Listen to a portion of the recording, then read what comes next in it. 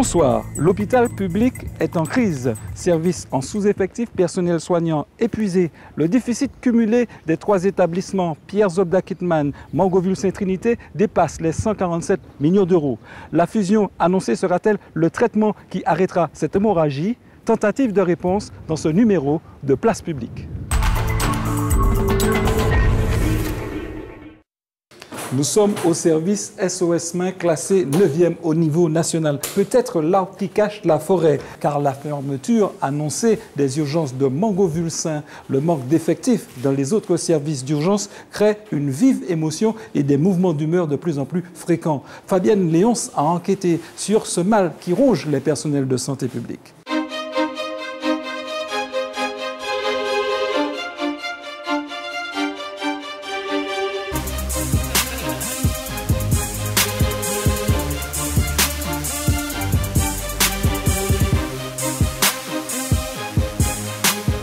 Des urgences occupées par l'ensemble des agents hospitaliers.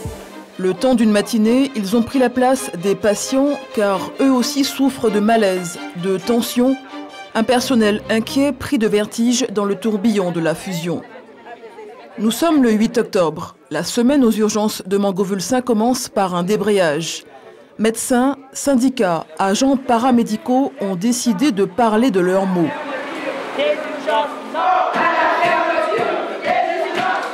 Une grève spontanée qui débouche dans la demi-heure sur une rencontre avec le directeur de l'établissement. Nous ne pouvons y assister. De retour dans le service en début d'après-midi, le personnel revient sur la situation. Il appartient à nous autres d'être bien mobilisés. À partir du moment où on est mobilisé, les choses se font d'elles-mêmes. En plus de ça, nous devons voir la population, du Lamentin. Nous devons interpeller l'ensemble des Martiniquais pour leur dire que ce qui se passe, mettons, aujourd'hui au niveau des urgences, c'est une chose qui va contrairement à une bonne santé au niveau de la population de la Martinique. Et là, on ne peut pas accepter ça. Ils ne veulent pas renoncer à un espace ultramoderne répondant à des normes de constructions actuelles. Renoncer à des conditions de travail très confortables, à un matériel de pointe, après avoir quitté l'hôpital Georges Gratien, trop vétuste.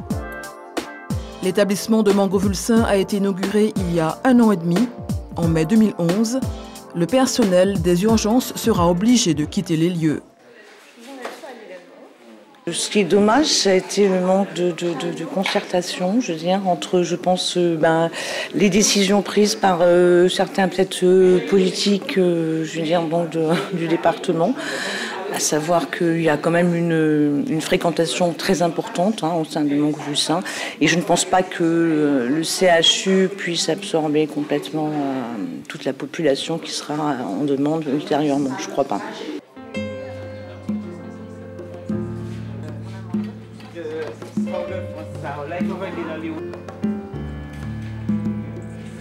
Ici transitent en moyenne 50 patients par jour. Et l'intérêt pour cette drépanocytaire résidant à Ducos est évident.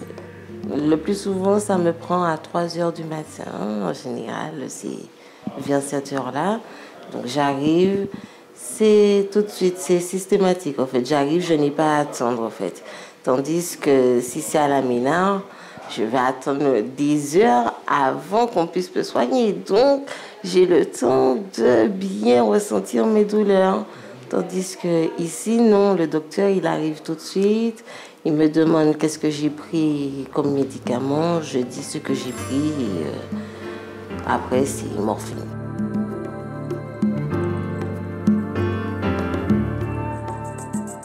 Le problème, depuis juillet, les urgences de Mangoville-Saint ferment le week-end, par souci d'économie. Argument avancé par les auteurs de la réforme, une trop grande proximité des urgences du Lamentin et de la Ménard. 7 km séparent les 2 établissements. Argument que conteste ce médecin arrivé en Martinique il y a quelques mois. La proximité n'est pas un argument. Au contraire, la proximité ici, c'est le besoin fondamental dans cette zone géographique qui est le bassin du Lamentin, où il y a une forte densité de population et nous avons des avantages au Lamentin. On a un meilleur axe routier par rapport à l'hôpital de la Ménard qui fait que les gens ils viennent ici plus facilement par la route. Aussi, on peut expliquer le besoin d'un deuxième site à Mangovulsin pour d'autres raisons. Des raisons locales, géoclimatiques. On est exposé à plusieurs risques naturels. Aux urgences de la Ménard, le personnel enchaîne des heures de travail en attendant le renfort de leurs collègues de Mangovulsin. 36 heures d'affilée pour ce chef de service les 11 et 12 octobre dernier. Et le week-end, la cadence est infernale. Globalement, l'équipe est très fatiguée. C'est-à-dire qu'on a passé un été avec, donc, comme on le disait tout à l'heure, une recrudescence de patients. On est très régulièrement sous-effectif. Et on fait très souvent appel à des personnels qui sont rentrés chez eux, qui devraient être en repos, à qui on demande de revenir. Pour l'instant, je dirais que l'équipe tient le choc, mais qu'il est évident que tout le monde est extrêmement fatigué. Et pour les patients, ce sont des heures d'attente interminables dans les couloirs. Alors, je suis arrivé ici vers 7h16 ce matin. J'ai été pris en charge par une infirmière, ensuite par un médecin, ensuite je suis allé en radio et puis depuis environ 10 heures, je suis là, j'attends. Il est quelle heure? Eh bien, il est 13h15. Ils m'ont promis une chambre B1, mais qui jusqu'alors n'est pas encore libre. Donc je suis en train d'attendre. Donc depuis hier soir, ils m'ont dit cela. Mais je suis en train d'attendre, je suis installé là comme ça.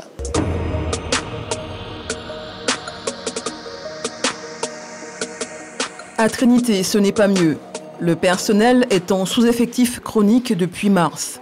Les dysfonctionnements quotidiens ont précipité le départ de 6 médecins urgentistes en 6 mois. Et pour ceux qui restent, les journées sont longues. Ce chef de service a dû gérer une charge de travail supplémentaire pendant toutes les grandes vacances. À l'heure où vous me voyez, en fait, ça va un petit peu mieux, mais il y a 15 jours, moi, j'étais pas bien du tout. Hein, j'étais irritable. Je passais mon temps à crier sur mes enfants à la maison. Je dormais pas beaucoup. Je passais 90 heures par semaine à l'hôpital. Et effectivement, comme vous dites, le corps, il a ses limites.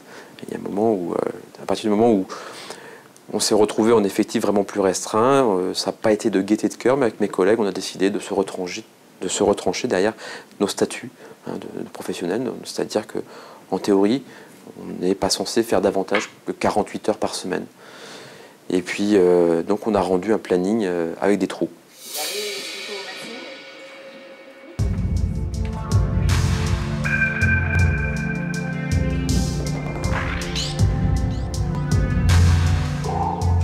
Assurer des heures de travail, oui, mais en mettant la direction de l'établissement devant ses responsabilités. Trouver des remplaçants pour continuer à faire fonctionner un service qui tourne H24, 7 jours sur 7. Une difficulté résolue en partie par le renfort de médecins extérieurs, appelés mercenaires dans le jargon hospitalier, payés 5 à 600 € par jour selon nos informations. Entre épuisement, amertume, tension et colère, le mal dont souffre le personnel hospitalier est profond. Les gens ont du mal à se projeter, en fait. Et c'est ce manque de vision, en tout cas, sur les semaines, les mois, les années qui viennent, qui est source d'angoisse, d'anxiété. Il y a ces propos à propos du reclassement de 1100 personnes, quasiment, nécessaire. Beaucoup ont peur que ce soit du faux reclassement, du licenciement, même si ce n'est pas l'objectif et c'est ce qui est écrit par l'ARS. On voit pas mal de gens qui ont des maux de ventre, du mal de dos, des maux de tête, en tout cas en ce moment, parce que voilà, il y a une anxiété permanente. On ne sait pas justement comment vont se passer les semaines, les mois qui viennent. Et effectivement, ces bruits qu'on fait courir sur la fermeture de ce service ou de tel autre, le départ de telle personne, et ben voilà, ça n'engage pas à la sérénité, quoi. Sébastien Pfeffer a quitté le service des urgences de Trinité il y a quelques semaines, après 12 ans d'activité. Il était de ceux qui n'ont pas hésité à dénoncer la réforme actuelle, la fusion et ses dysfonctionnements. L'urgentiste, lors de grève à Trinité, représentait le syndicat des médecins, l'AMUF. 2 jours après son départ de l'hôpital, nous avons cherché à comprendre ses motivations. La fusion a été faite dans la précipitation, a été faite avec violence, a été faite sans organisation préalable de filière de soins.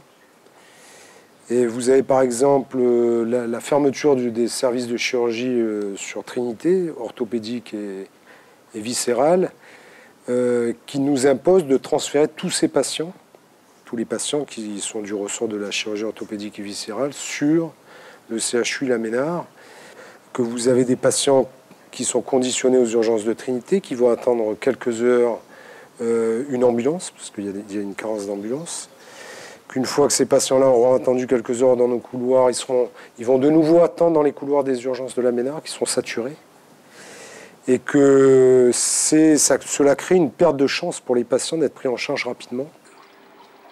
Le patient est au centre de ses préoccupations. Mais ce médecin avoue ne plus pouvoir soigner correctement, dit ne plus pouvoir assister à une détérioration de la qualité des soins. La remise en question, le démaillage de l'offre de soins entraîne des prises de décision qui sont délétères pour les patients et qui peuvent entraîner des décès, effectivement.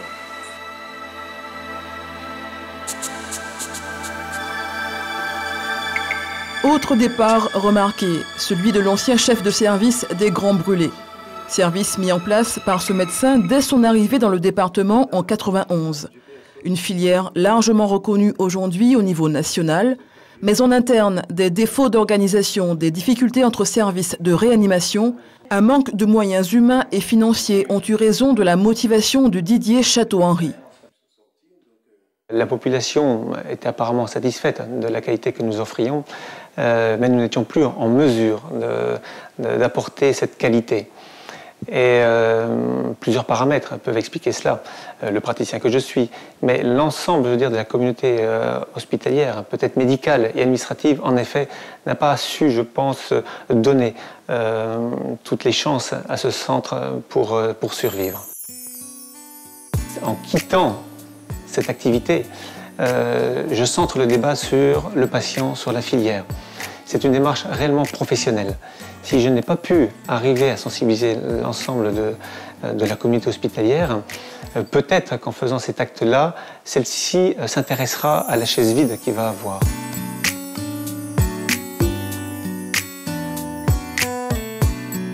Malgré tout, les équipes veulent tenir bon. Elles ont le souci permanent d'une prise en charge correcte du patient. Pourtant, un phénomène nouveau a une incidence directe sur l'épuisement du personnel, phénomène qui participerait au déficit des comptes de l'hôpital. Les urgences seraient devenues un lieu de garderie pour personnes âgées le week-end et pendant les vacances scolaires. Une situation inédite, observée par les agents eux-mêmes, des propos que nous avions obtenus en caméra cachée. L'hôpital est rempli de bonnes personnes, on ne sait pas où les mettre. Dans cette réalité-là, qu'on dépose, je suis là, j'ai chargé de l'évacuation, je le vis au quotidien. Ce combat, je dois faire avec les familles pour récupérer leurs parents. C'est un combat. Quelquefois, je suis obligé de les menacer, d'appeler le procureur, d'appeler la gendarmerie pour que leurs parents rentrent chez eux. Il y a cette réalité qu'on ne dit pas. Moi, je ne dis pas peur de le dire, j'en ai rien à cirer. Bientôt, je pars à la retraite. Je le dis, je le vis au quotidien, une situation dramatique. On dépose pour nous, lorsque tu appelles les familles, ils ne viennent pas chercher. Lorsque tu envoies par exemple, ils n'en veulent pas. Ils n'en veulent pas. Personne ne veut les donner, personne ne veut. Alors ils sont tous dans le lit là-haut, ils bloquent le lit. Évidemment, quand c'est madame est malade ou madame est malade, il n'y a pas de place. Parce que c'est un combat, c'est ce combat pour faire les placements, pour trouver une place dans les maisons de retraite, etc. Il y a cette réalité-là aussi, qui est en plein développement chez nous. Je n'ai pas connu ça avant. Autre usage abusif des urgences, l'arrivée d'un très grand nombre de personnes pour de petites consultations. Si c'est une urgence vitale, il y a une orientation particulière, donc il faut bien mener l'interrogatoire pour ne pas passer à côté de choses sérieuses. On est obligé de mettre de côté ceux qui viennent pour des pathologies qui pourraient être soignées par les médecins généralistes et qui, malgré tout, je pense pour des raisons financières, ne veulent pas aller voir le médecin, préfèrent venir chez nous.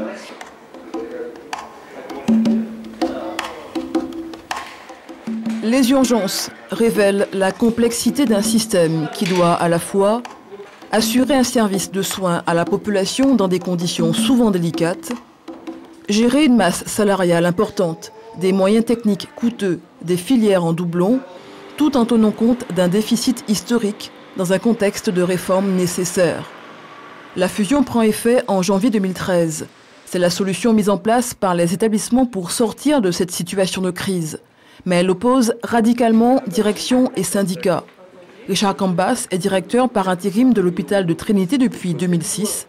Il gère au quotidien un budget restreint, un manque de recettes chroniques, des fournisseurs qui demandent à être payés. Cette fusion des 3 établissements est selon lui une phase nécessaire. On a affaire à un projet, si vous voulez, qui est en fait une dernière chance pour les établissements. Donc on n'a pas droit à l'erreur, dans le sens où, de toute façon, si la fusion n'était pas la solution, il faudrait bâtir une alternative. On dit qu'on ne nous a pas donné le choix. Il y a plusieurs choix possibles. Il n'y a pas que la fusion en termes de coopération. Il y a plusieurs d'autres possibilités. On ne nous a pas donné le choix. Les syndicats s'élèvent contre ce plan. Ils dénoncent une réforme qui génère trop de souffrances et d'incertitudes. Lors de cette conférence de presse du 9 octobre dernier, 4 organisations syndicales ont annoncé un recours en annulation auprès du Conseil d'État, parce qu'elles considèrent que le décret d'application pour la fusion des 3 CHU de Martinique est illégal, en mettant en avant des vices de procédure. Non à la fermeture des urgences. Non à la fermeture. Le bras de fer continue. Non à la fermeture.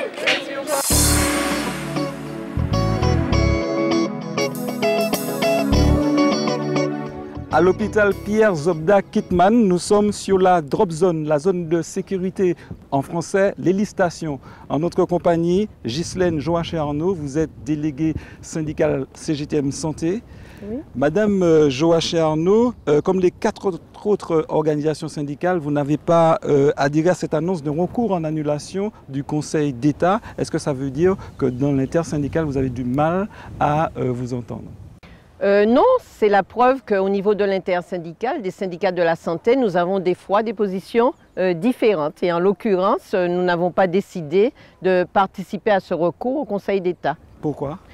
Ça ne nous semble pas fondamental. C'est des questions de procédure. Donc, sur ces questions de procédure, nous croyons que l'administration a pris vraiment la décision d'aller vers la fusion. Les conditions dans lesquelles la fusion se met en marche ne sont pas terribles, nous l'avons dit, nous l'avons dénoncé, et c'est pour cela qu'avec les autres organisations syndicales, nous avons défendu le point de vue du gel de la fusion, c'est-à-dire de faire un stop sur image, de faire le point de ce qui se fait, de ce qui ne se fait pas, de l'endroit des réflexions qui ont déjà abouti, de celles qui sont en cours. L'administration, a priori, n'a pas été d'accord sur cela. Ça veut dire qu'il vous semble qu'une réorganisation des services sanitaires de la Martinique, ce n'est pas une priorité vu la situation financière. Je rappelle le déficit de 84 millions d'euros. Non, vous savez, depuis de nombreuses années, les différents gouvernements qui se sont succédés ont décidé de faire des économies sur les services publics et notamment sur le service public de la santé. Ils ont décidé de s'attaquer aux populations au niveau de leur porte-monnaie, en ne remboursant pas les médicaments, par exemple, en instituant toute une série de taxes et d'impôts. Et ils ont décidé aussi de modifier le budget de fonctionnement des établissements de santé. Ce budget de fonctionnement a fait des dégâts. Nous supportons les dégâts en Martinique et dans les autres pays d'outre-mer, comme ils supportent les dégâts aussi en France. Mais la situation des établissements de santé dans les pays d'outre-mer est plus compliquée puisque nous vivons à 8000 km des centres de production, des gros appareillages, des médicaments, de ce que nous utilisons presque quotidiennement dans les hôpitaux. Cela coûte cher d'acheminer tout cela, ça occasionne des frais supplémentaires et l'administration, depuis près de 6 ans, a refusé de réévaluer ce fameux coefficient géographique, cette compensation due au fait de l'éloignement. Qui était une solution quand même pour aider les hôpitaux mais attends, dans on leur ne dit pas que cette complexité. Et ils ont ajouté 1% quand même. Mais non, on ne dit pas que... au contraire, on dit qu'il faut la réévaluer. Cette réévaluation devait être effective depuis pratiquement 2011. Elle devait être... On devait être en plein dedans en 2012, mais l'orientation du gouvernement date de 2006. C'est pour vous dire que ça fait longtemps qu'on en discute. Mais il n'empêche que le gouvernement Sarkozy, juste avant les élections, il a ajouté un petit pourcentage, mais c'était lié à la campagne électorale. Mais en fait, le vrai problème, c'est qu'il faudrait que ce coefficient géographique soit à hauteur de 30,4%, ce que n'a pas décidé le gouvernement de M. Hollande. Bon, on a beaucoup parlé du passé, mais aujourd'hui, il y a une situation grave. Il y a un déficit abyssal. Est-ce que la fusion vous semble la solution? La fusion est la solution technique de l'administration.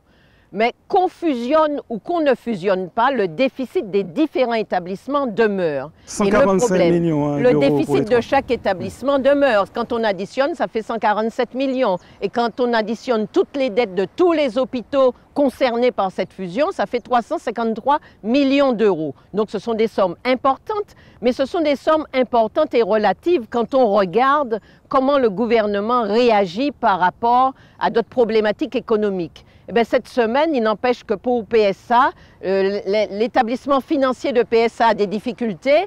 Eh bien, j'ai entendu dire qu'on va leur donner 7 milliards d'euros. L'autre jour, c'était le crédit immobilier qui avait des difficultés. On leur donne 3 milliards d'euros. Mais en même temps, le gouvernement, avec le projet de loi de financement de la sécurité sociale pour 2013, voudrait que les hôpitaux fassent des économies à hauteur de 657 millions d'euros. Alors, d'un côté, on trouve de l'argent pour en donner à ceux qui en ont déjà et qui nous mettent dans l'état dans lequel nous sommes aujourd'hui. Et puis de l'autre côté, on ne trouve pas pour les choses publiques, pour les choses d'utilité publique, accuser comme la tort santé. Et à travers, et aussi régulièrement l'État qui vient de donner 100 millions pour remettre les contrats flot. Regardons les choses qui se passent autour de nous, les yeux grands ouverts. Bon, il ne s'agit pas d'accuser à tort et à raison, il s'agit de regarder ce qu'ils font quand il s'agit des établissements financiers et des banques. Ils trouvent de l'argent, ils ne mettent pas des conditions. Quand il s'agit de l'éducation nationale, de la santé, là il faut des conditions, là il faut imposer la population, là il faut imposer aux travailleurs des hôpitaux des conditions de travail exécrables. Et nous disons, la santé, eh bien oui, un État qui se respecte devrait pouvoir prendre en charge la santé de la population sans que la population ait à calculer par rapport à ses dépenses. On paie des impôts pour cela. Eh bien, j'estime que la politique de ce gouvernement-là, comme de ceux qui se sont passés avant, c'est la même. Est-ce que vous ne pensez pas que c'est un peu l'affaire de tous, cette dérive dans le monde hospitalier aujourd'hui? Dans notre reportage, on vient de voir ce comportement de certains Martiniquais qui laissent en plan dans les couloirs des vieux, des anciens, au lieu de les garder chez eux. Alors maintenant... Est-ce que vous aussi, vous n'êtes pas responsable en tant que délégué syndical de cette gestion, de cette orientation, de ces montées au créneau pour des intégrations d'ASH pendant toutes ces années? Est-ce que ce n'est pas un peu l'affaire de tous, finalement? Là, vous reprenez les propos des directeurs. Mais en tout cas, je peux vous dire que ce n'est pas... je ne me sens pas responsable de la pauvreté, de la misère en Martinique. Je ne me sens pas responsable que la population martiniquaise soit plus vieille aujourd'hui et qu'on sera le département dans les années 2030, le plus vieux de la France et des départements d'outre-mer. Je ne me sens pas responsable. On vit dans une société, il y a des gens qui ont le pouvoir de décision. Ceux qui sont aux commandes, ils doivent prendre des décisions pour régler les problèmes qui se posent à la communauté humaine. La réalité, c'est qu'aujourd'hui, on vit dans une société capitaliste et les problèmes du plus grand nombre, ce n'est pas la tasse de thé de nos dirigeants. Leur tasse de thé, ce n'est pas comment faire pour que l'ensemble des jeunes qui sont au chômage aujourd'hui trouvent un emploi, comment faire pour que les établissements scolaires puissent avoir des enseignants en nombre pour prendre en charge ceux qui ont des retards, comment faire pour que la population soit soignée en temps et en heure, comment faire pour qu'on puisse mettre tiens, la ministre de la Santé l'a dit l'autre jour, il ne faut pas qu'on soit à plus de 30 minutes d'une intervention urgente. Comment faire pour que, si on habite Grand-Rivière, si on habite Sainte-Anne, pour qu'on ait une intervention à 30 minutes maximum? Eh bien, il faut mettre une urgence au Carbet, il faut laisser l'urgence de Trinité et il faut en mettre une au Marin. Et celle de Mangovulsin, elle n'est pas de trop? Les gens ont décidé de construire Mangovulsin, ils ont décidé de Mangovulsin, ils le savaient. Maintenant, vous me dites, je vous réponds que pour prendre en charge les besoins de la population en matière d'urgence, mais il aurait fallu créer une urgence sur le Carbet et une urgence sur le Marin. Alors, est-ce que c'est un service d'urgence comme celui de PZQ ou celui du Lamentin ou celui de Trinité? Peut-être pas un service d'urgence aussi performant, mais des soins d'urgence que la population pourrait avoir sur ces deux sites. Et cela, ça avait déjà été évoqué, dit, travaillé, mais il n'empêche que l'administration n'a pas pris cette orientation parce qu'elle veut faire des économies. Et donc, vous avez parlé des embauches. Vous savez qu'il y a une époque où les directeurs des hôpitaux payaient des consultants pour pouvoir faire l'étude des manques d'effectifs dans les hôpitaux. On a payé, à l'époque, c'était des centaines de milliers de francs pour savoir combien de gens il manquait. Et aujourd'hui, on veut nous faire croire que nous sommes trop nombreux, qu'il y en a de trop. Ils veulent nous faire croire ça. Ils se racontent leur histoire à eux. Le vrai problème aujourd'hui, c'est que l'État a décidé de faire des économies dans la santé et elle souhaiterait que la population et les salariés payent pour ça. Et c'est pour ça qu'elle a envisagé de ne pas remplacer les départs à la retraite, de redéployer une partie du personnel. Et le dernier chiffre qu'on nous a annoncé ces jours-ci, c'est le chiffre de 876 équivalents temps plein de personnes qui ne seront pas remplacées. Ghislaine Joachim-Arnaud, je vous remercie. L'hôpital public accuse un déficit d'environ 147 millions d'euros. Quelles sont les causes de cet énorme trou financier? Une réorganisation des services sanitaires est en marche. Objectif, assainir les comptes, mais elle ne se fait pas sans conséquences. Reportage.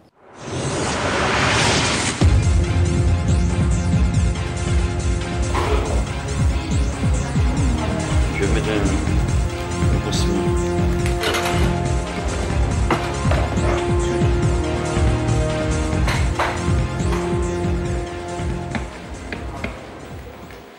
Qu'est-ce qui s'est passé? Un incident lors d'une perfusion réglée en moins de 5 minutes il y a quelques mois. L'infirmier du service aurait passé plus de temps auprès de cette patiente. Mais voilà, depuis l'annonce de mesures destinées à résorber le déficit de l'hôpital, la charge de travail du personnel a considérablement augmenté. Dans ce service, auparavant, on avait 9 infirmiers diplômés d'EHPAD. On nous a ponctionné de 3. Donc nous sommes descendus à 6. Comme je dis, entre 9 et 6, il y a quand même une différence de 3 IDE. Bon, le service, l'activité n'a pas diminué pour autant, hein. Au contraire. Hein. Des fois, on n'a même pas assez de place pour pouvoir coucher nos malades. On est obligé de les mettre ailleurs, de les coucher ailleurs, de les récupérer ensuite. C'est pour montrer que l'activité ne tarit pas ici. Alex Rémy travaille dans le milieu hospitalier depuis 32 ans. Dans ce service qui regroupe 2 spécialités, l'ORL et l'ophtalmologie, l'équipe paramédicale est dans l'attente depuis août d'un nouveau chef de service et depuis 1 an d'un cadre hospitalier. En attendant, le personnel pallie aux urgences, parfois au détriment des patients. D'accord. Pourquoi tu fais ça? Pourquoi tu fais ça? Il va rouler. Bon, on n'a peut-être pas le temps de discuter avec eux, ceux qui sont couchés là. Peut-être qu'ils ont besoin qu'on discute avec eux aussi. Une petite parole de réconfort, sans faire, comment ça va aller. C'est important pour eux. Mais des fois quand on travaille mécaniquement comme ça, c'est vrai que l'affectif, hein, l'empathie est un petit peu mis de côté. Une vingtaine de lits constamment occupés, un personnel soignant jour et nuit débordé. Cette situation, aux yeux d'Alex Rémy, devient presque invivable. Cet ancien du CHU se dit nostalgique d'une époque où il prenait plaisir à soigner. C'est descendu tout à l'heure, on avait pris à 14,8. Hein. D'accord, ok. Le personnel, je veux dire qu'il est peut-être plus performant, mieux formé, mais plus stressé. Parce qu'on te demande de faire tout seul ce que tu devrais faire à 2. C'est arrivé de ce service-là qu'un week-end, le service n'est pas été nettoyé parce qu'il n'y avait pas d'agent pour nettoyer le service. Et des fois, quand ils ne sont pas là, il est tout seul aujourd'hui, Il n'y a personne cet après-midi, Thierry, il n'y a personne cet après-midi. Si on a besoin de récupérer une chambre pour coucher un malade, comment on fait? Comment on fait? Vous nettoyez la chambre, désinfecter, décontaminer le sol. Qu'est-ce qu'il le fait?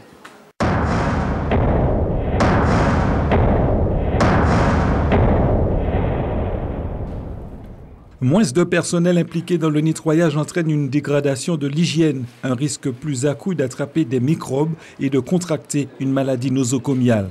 Est-ce le fait du hasard si en ce moment une bactérie appelée abri suscite l'inquiétude du corps médical?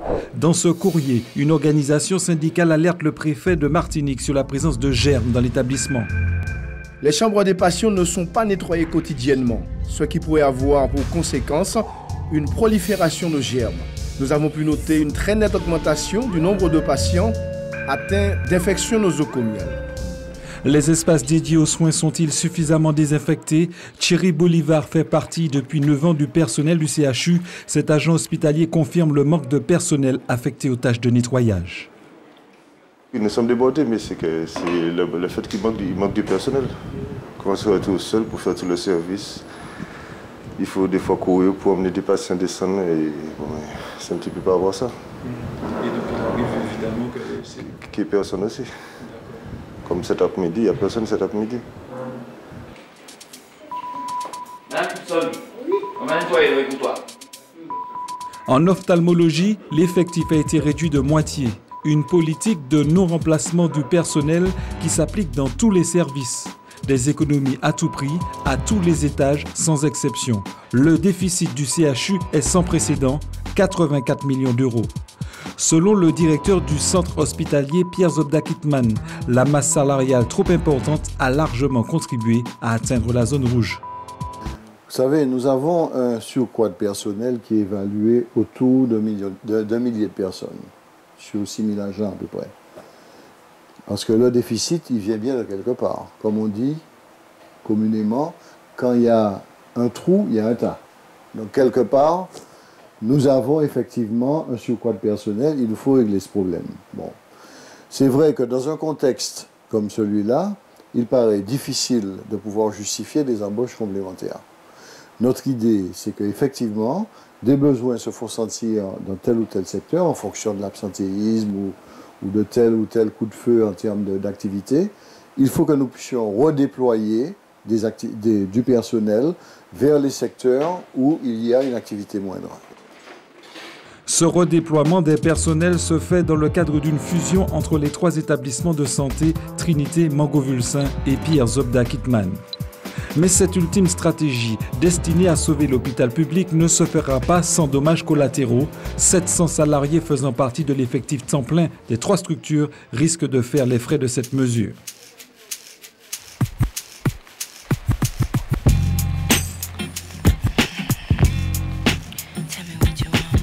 Dans un quartier rural du sud de la Martinique, nous avons rencontré Christelle, 25 ans. Durant ses 2 premières années au CHU, la jeune contractuelle assure des remplacements. En 2010, elle est positionnée sur un poste vacant.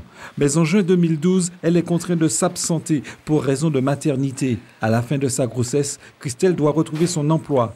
La jeune mère de famille est aujourd'hui sans nouvelles de son chef de service. Inquiète pour son avenir, elle demande à notre équipe de préserver son anonymat après avoir accepté dans un premier temps de parler à visage découvert. En fait, c'est que moi, depuis 2000, j'ai toujours travaillé au CHU. Je me sentais déjà à l'aise, je me sentais déjà pas vraiment stable, mais c'était quand même rassurant parce que pour une jeune, c'est pas facile de trouver du travail aujourd'hui. Et j'avoue que depuis que je suis en congé, et le fait de savoir que c'était pas sur la reprise, ça m'a un petit peu inquiétée et stressée.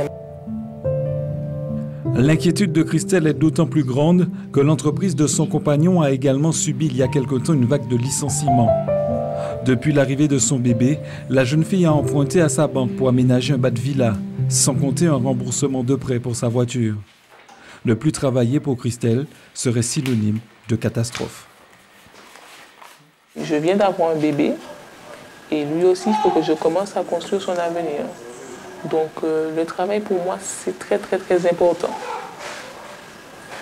C'est important parce que Dans la vie où nous sommes aujourd'hui, sans travail, nous sommes rien. On ne peut pas attendre que sous les aides de la CAF ou autre. Moi, ça m'intéresse pas cette vie-là. Je suis déjà habituée d'être en activité, donc c'est vraiment un besoin pour moi de reprendre mon travail. On est bien loin de l'âge d'or de l'hôpital qui était considéré comme un ascenseur social. À une énorme masse salariale constituée dans les années 80 s'ajoutent des problèmes d'organisation interne à chaque service. Un manque de recettes lié en partie à une politique gouvernementale, la tarification à l'activité, la T2A destinée à favoriser l'autofinancement des hôpitaux.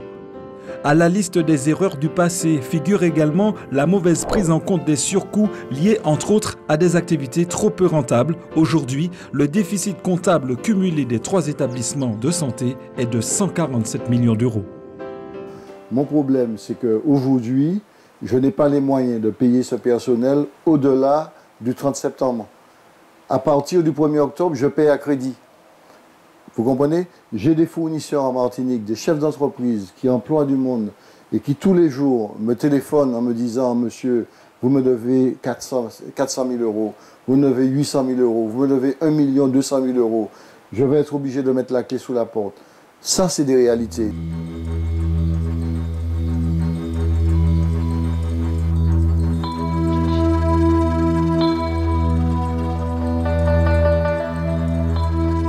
La pharmacie. Ici sont stockées 3000 références destinées aux 70 services qui dépendent du CHU. Face à une forte demande, il arrive qu'il y ait des ruptures de stock. Pour pallier ces manques, les pharmaciens jouent la solidarité entre hôpitaux, parfois entre la Guadeloupe et la Martinique. Compte tenu des délais et des retards de paiement par notre établissement, on se trouve face à une situation de blocage de certains fournisseurs qui demandent à être payés avant de livrer les médicaments. S'il n'y a pas d'alternative, nous allons rentrer en négociation avec le fournisseur pour essayer de débloquer, mais il faut être conscient qu'il y a quand même une certaine rupture de confiance entre la pharmacie et les fournisseurs, parce qu'après 6, 8, 10 mois de difficultés, les fournisseurs sont de moins en moins à l'écoute.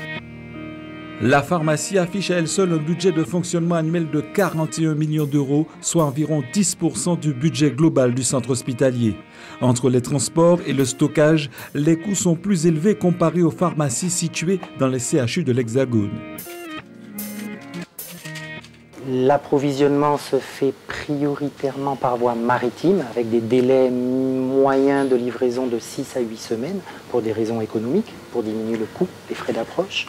Et ensuite, une partie des médicaments ou du matériel stérile est approvisionnée par voie aérienne, les médicaments en température dirigée, froid ou des choses comme ça.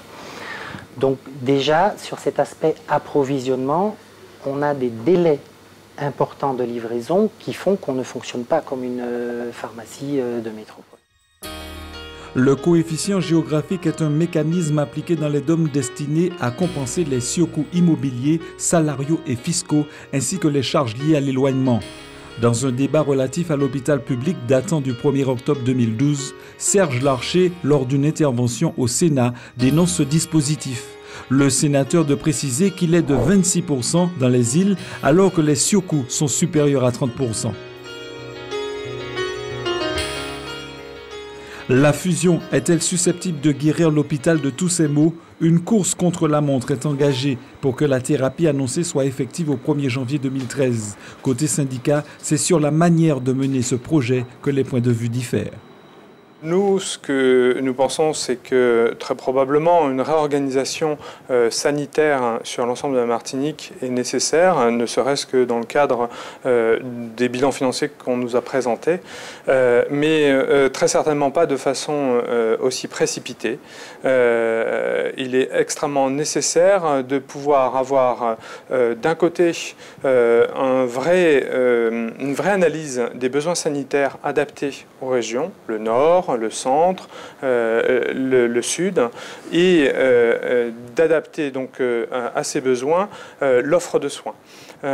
Pour nous, au sein notamment du syndicat des médecins, nous sommes extrêmement vigilants sur le fait que la sécurité des patients doit être au centre de ces nouvelles réorganisations.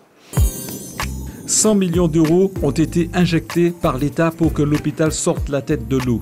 En contrepartie, des efforts de réorganisation sont indispensables. Voici à quoi devrait ressembler la nouvelle structure sanitaire de santé publique. Une entité unique et juridique autour de 3 sites, Trinité, Mangovulsin et Pierre Zobda Kitman. Une réorganisation des spécialités médicales réparties sur les 3 sites. Une équipe médicale unique et intégrée. Un site dédié à la chirurgie ambulatoire, le CHU, pour accueillir les activités lourdes. L'idée à terme est d'assainir les comptes pour un retour à l'équilibre dans 5 ans. La volonté des chefs de pôle est d'arriver à une situation stable, être à terme un pôle d'excellence à l'image de ce service de cardiologie doté d'une technologie dernier cri et surtout susciter la confiance des patients comme ce sexagénaire hospitalisé pour une embolie pulmonaire. Bien conscient que ce que vous avez fait, c'est grave. Hein. Ouais, c'est donc une embolie pulmonaire qui est assez sévère. Contrairement à ce que l'on pense, il y a des moyens techniques qui permettent de faire avancer aussi bien la recherche médicale ici que les soins donnés aux malades. Non seulement je suis rassuré, mais j'ai une conviction, c'est-à-dire que si j'ai un équipement à choisir, je choisirai un équipement local plutôt que l'équipement hexagonal. Oui, quand on fait des bons. L'hôpital public est sous perfusion, alimenté par des dotations exceptionnelles de l'État qui injectent des millions d'euros pour soigner les Martiniquais.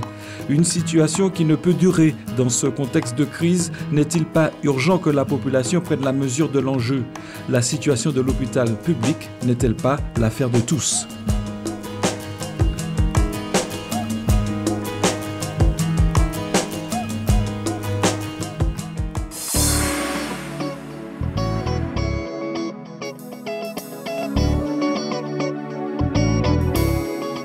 Nous sommes à l'Agora de l'Agence régionale de santé en compagnie de Christian Ursulé, le directeur général de l'ARS. Monsieur Ursulé, quand on regarde cette incursion dans les coulisses de l'hôpital public, on se pose des questions, on se demande si on peut s'y soigner sereinement, en toute quiétude.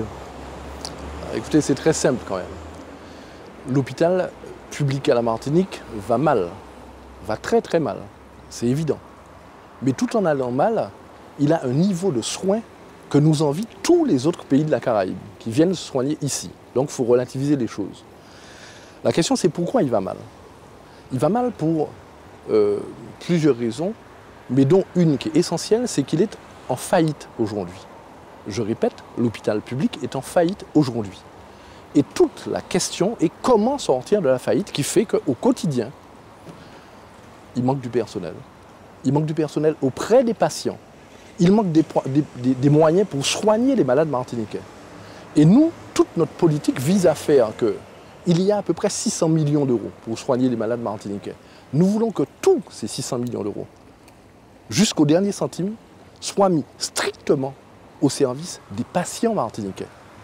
Dans l'organisation actuelle, je répète, les dysfonctionnements, les difficultés de personnel, les manques de moyens, de médicaments, de fournitures médicales, de remplaçants, c'est dû à la faillite. La faillite, elle s'est construite sur 15 ans à peu près, et elle est datée très exactement de la fin 2009. L'ARS n'existait pas, le projet de fusion n'était pas annoncé. Donc ça n'est pas du tout lié à cela. C'est lié au fait que vous avez 400 000 personnes sur un petit rocher, la Martinique, et vous avez 3 hôpitaux qui se sont construits en pensant qu'ils étaient autonomes, avec des soins qui se font concurrence, qui coûtent éminemment cher, entre 1 500 € et 7 000 € par jour.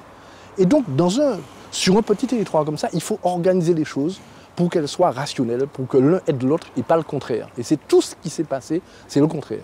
Ensuite, il y avait un management qui n'était pas adapté à cette situation. Il y a eu la pensée que l'hôpital était l'amortisseur social. Et donc les hôpitaux martiniquais, les 3 ensemble, ont 1200 personnes de plus que l'hôpital comparable de la métropole. Or, je ne pense pas que nous soignions mieux ici que la métropole. Pourquoi? Parce que ces personnes, en fait, sont surtout dans des services administratifs, techniques, ouvriers, etc. Et pas au pied du malade. À qui la faute, ce déficit? Est-ce que ce sont les politiques de l'époque? La faute n'est pas à une qui faisaient personne. Pression pour qu'on puisse recruter? Est-ce que c'était le management de l'époque? Qui est responsable de cette situation? La faute n'est pas à une personne. C'est une époque, c'est un système qui est révolu, disons ça comme ça. D'accord? Donc évidemment, il y avait tout le monde qui jouait ce jeu parce qu'il fallait embaucher des gens pour des emplois aidés, parce que directeurs, personnel soignant, tout le monde avait intérêt à ce que l'hôpital recrute le plus possible. Mais aujourd'hui, ça n'est pas possible. Les hôpitaux sont payés comme ceux de métropole, avec une majoration. On peut discuter du niveau de majoration. C'est le fameux coefficient géographique. Il manque sans doute encore quelques points de majoration, mais le système précédent ne peut plus continuer. Donc ce que nous essayons de faire, c'est de réorganiser les choses dans l'intérêt de la prise en charge des patients martiniquais pour faire que tous les moyens soient à son service. La deuxième difficulté pour laquelle l'hôpital est dans cette situation, c'est que le moins de personnes doivent aller à l'hôpital. Ça ne fait pas plaisir d'aller à l'hôpital. On y va quand on est obligé.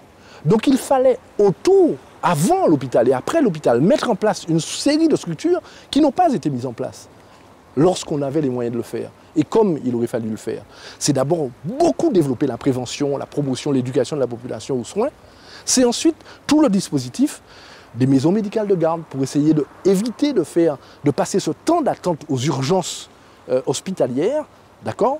Les maisons médicales de garde, les maisons de santé pluridisciplinaires où des professionnels médecins, kinés, infirmiers travaillent ensemble, des centres de santé avec des médecins salariés au service de la population, ce que nous allons faire sur Fort-de-France et développer dans le Nord Caraïbe et peut-être dans le Sud si nous n'arrivons pas à avoir suffisamment de médecins libéraux. Mais vous n'avez pas peur avec ces nouvelles formules, maisons médicales de garde, etc., que toute cette, si on peut s'exprimer ainsi, cette clientèle potentielle glisse vers le privé? Mais il n'y a aucune raison, au contraire. Lorsque vous mettez en place, écoutez, à côté des maternités, ce que nous voulons mettre en place pour suivre cette population défavorisée qui n'a pas les moyens et qui ne va pas chez le médecin faire des échographies, etc. Nous mettons en place au centre, au sud, au nord, des centres pluridisciplinaires périnataux de proximité qui doivent travailler avec la PMI, avec les services hospitaliers, avec les médecins libéraux. Eh bien, les patients, ils sont suivis dès le départ. Ils viennent à l'hôpital public. Nous ne les dirigeons pas vers la maternité privée. Ce qui les dirige vers la maternité privée, c'est lorsque l'hôpital public et son système n'est pas au point. Et les malades, mais ils vont là où il y a le confort. Le directeur du CHU parlait d'un surplus de personnel, 1000 personnes environ en trop. Et quand on parcourt les services, on a le sentiment qu'il manque de personnel soignant.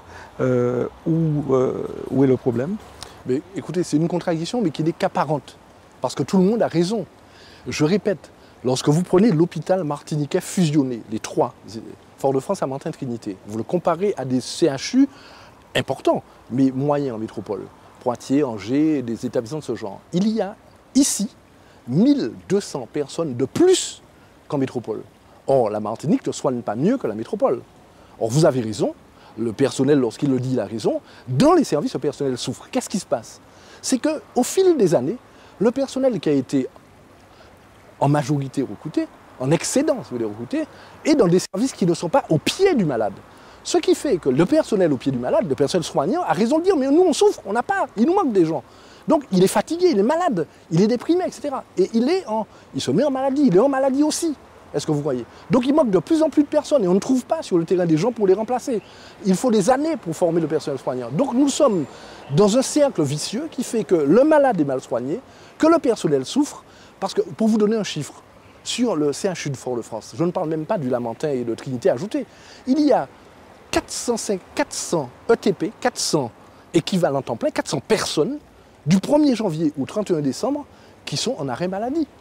Parce que le personnel souffre. Et c'est un taux d'absentéisme qui est largement supérieur à la moyenne. Une dégradation importante du système de santé. L'une des preuves, c'est que les médecins de qualité s'en vont aussi. Mais, attendez, il y a déjà un turnover naturel de médecins. Mais dans une situation où ça va mal, où évidemment il n'y a pas d'équipe intégrée pour travailler ensemble, il n'y a pas une émulation, il n'y a pas une perspective devant, des médecins s'en vont, qui sont découragés. Des bons s'en vont parce qu'ils ont une perspective de carrière ailleurs. Des mauvais s'en vont parce qu'ils n'ont pas forcément, ils sentent qu'ils n'ont peut-être pas envie de travailler dans des équipes extrêmement soudées, du niveau de CHU, etc. Il y a toutes les cas de figure possibles. L'essentiel pour nous, c'est que le personnel qui est là, soignant, médical et non, est un personnel quand même compétent, qui veut changer des choses et qui a envie de travailler. Il faut créer les conditions pour cela. D'accord ? Donc la restructuration que nous voulons faire au niveau des effectifs et du personnel, elle est possible pendant un certain nombre d'années, pendant à peu près 3 à 4 ans. Parce que nous avons un nombre de départs à la retraite supérieur à plus de 800 personnes, et parce que nous avons environ 1000 postes qui sont créés au total dans le secteur médico-social que nous développons. Nous sommes la seule région de France et des DOM à créer 1000 places pour les personnes âgées, 750 places pour les personnes handicapées, et nous pouvons offrir au secteur sanitaire environ 450 postes. Donc il y a de quoi, avec cela, pendant 3 à 4 ans, faire cette politique de redéploiement au bénéfice du personnel, je veux dire, précaire des hôpitaux, contractuels dans les hôpitaux, sans licenciement sec. Et c'est notre défi à la Martinique. La fusion est en marche, on a bien compris, sauf que vous n'avez pas l'adhésion de toutes les organisations syndicales. Certains ou certaines vous reprochent d'aller trop vite. Est-ce qu'il n'y aurait pas la possibilité de donner place à la discussion, à l'échange, à la concertation? Écoutez, nous avons depuis le départ donné la place à la discussion. Certains pensaient, certaines, pas toutes les organisations syndicales, notamment une, pensaient qu'il fallait s'opposer, y compris physiquement, aux réunions de concertation, en empêchant qu'elles se tiennent, par exemple. C'est ce qui s'est passé pendant des mois, en empêchant que le conseil de surveillance de Trinité vote, par exemple, la fusion, en arrachant l'urne des mains du président, député et maire à l'époque, pour empêcher le vote. Et ces gens ne peuvent pas nous donner des leçons aujourd'hui de démocratie. Lorsqu'il n'y a pas eu concertation, c'est parce qu'elles n'ont pas participé à la concertation. Maintenant, nous sommes ouverts à la concertation, à la consultation, à tout ce qu'il faut. Mais nous ne pouvons pas ralentir, parce que le processus, les faits ne peuvent pas être arrêtés. Une procédure administrative peut être reportée, un décret peut être reporté, tout ce qu'on voulait, mais les faits ne peuvent pas être arrêtés. Ils sont ruinants. Ils sont ruinants pour la population martiniquaise. C'est ça qui conduit aux 8 heures d'attente dans les couloirs de la Ménard. C'est ça qui conduit au fait qu'on n'a pas assez de produits pour les soigner. Il faut d'urgence réorganiser les choses. Il faut d'urgence réorganiser. De l'autre côté, vous supprimez les urgences à Mangovulsin à terme. Est-ce que c'est une bonne idée ? Il y a un médecin qui expliquait qu'en période de séisme, le fait d'avoir un seul point d'urgence, ça pourrait être dangereux pour la population. Vous tenez compte de ces... Dans la situation actuelle, pas plus pour la Martinique qu'ailleurs, il y a un vrai problème de démographie médicale qui ne touche pas que les urgences, qui touche aux pédiatres, qui touche à la pneumologie, aux radiologues, une série de disciplines qui sont menacées. Donc il faut prendre des mesures pour que dans la situation actuelle, le temps de remonter le système, que la Martinique résiste à cette situation de faillite, de manque de moyens médicaux, de médecins, de nombre de médecins, etc., pour avoir le temps de se réorganiser, de se redresser. D'accord ? Donc, dans cette situation-là, il faut évidemment concentrer les moyens, et c'est ce qui sera fait précisément, mais en développant des alternatives qui permettent de tenir le système. C'est-à-dire que j'ai dit que nous mettons en place ces maisons médicales de garde qui n'existent pas pour que les gens, au lieu d'aller aux urgences hospitalières, attendre 8 heures, aillent dans ces maisons médicales de garde et elles attendront 1 heure à 2. C'est ce qui se passe aujourd'hui. J'invite les gens, les patients, à aller à la Ménard, à aller au Marin, demain sur le Nord Caraïbe, et puis peut-être sur Mangovulsin, il y aura une maison médicale de garde. Nous verrons, nous étudierons. Bref, nous créons, j'ai demandé que ça se démarre avant la fin de l'année, le SMUR de Trinité, précisément pour que les gens du Nord Atlantique aient le même temps d'accès aux urgences que ceux de l'ensemble du reste de l'île, parce que le véhicule va partir de Trinité, il ne va pas partir de Fort-de-France, et il ramènera les gens, les patients, les malades, aux urgences hospitalières de Trinité, pas à Fort-de-France. Seulement à Fort-de-France si le problème est grave et nécessite d'aller à Fort-de-France. Voilà. Donc nous réorganisons dans l'intérêt des malades et uniquement dans l'intérêt des malades. Christian Ursulé, je vous remercie. Merci.